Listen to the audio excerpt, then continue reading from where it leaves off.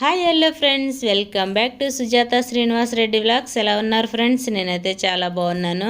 ఇక్కడ వచ్చేసి తిరుపతి నుంచి రిటర్న్ బయలుదేరామని వీడియో పెట్టాను కదా, ఇంకా రిటర్న్లో కడప వచ్చామన్నమాట. నైట్ 10 అవుతుంది.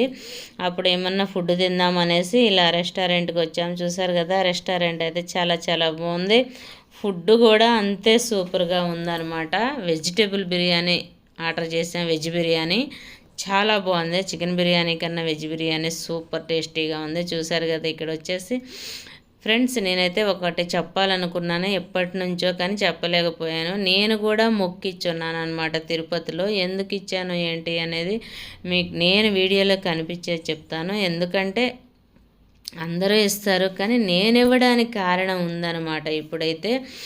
ఎందుకంటే నేను ఆల్రెడీ చెప్పున్నాను, అప్పుడు నా ఫోన్ కొన్నాను నేను, మీకు రివ్యూ చూపిద్దాం అనుకున్నాను కానీ చూపించలేదు.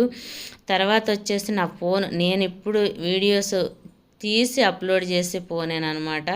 నా ఫోన్ అయితే ఎత్తుకెళ్ళిపోయారు. మళ్ళీ నాకు 24 గంటల్లో నా ఫోన్ నాకైతే దొరికిందనమాట. అందుకోసమనే ఆ రోజు మార్నింగే మేము తిరుపతి నుంచి వచ్చాము. నేనైతే ప్రతిసారి మనం ఏం మొక్కు అనుకోలేము కదా అనేసి నేనైతే మొక్కు ఇవ్వలేదు అనేసి ఏమో సోమవారం అలా చేశారేమో అనేసి నేనైతే మళ్ళీ అనుకున్నాను అనమాట.